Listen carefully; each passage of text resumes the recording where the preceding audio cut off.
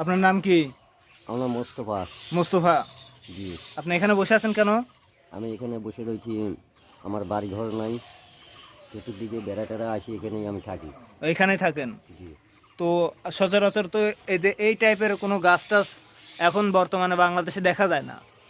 আর এই জায়গাটায় দেখতেছি এত বড় একটা গাছ, তারপরে উপরে চাম্বাদুর টাম্বাদুর দিয়ে ভরা ভর্তি। মানে গাছটার বয়স হবে কত তাও?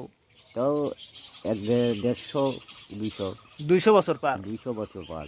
ও আচ্ছা, তো এখানে আপনি কি জন্য বসে থাকেন? এখানে বসে থাকি, হয়তো যুগীদের মতোই বসে থাকি। উম, খাওয়া দাওয়া করেন না নাকি আপনি? হয় নিজে না দেখাই। নাই দেখান?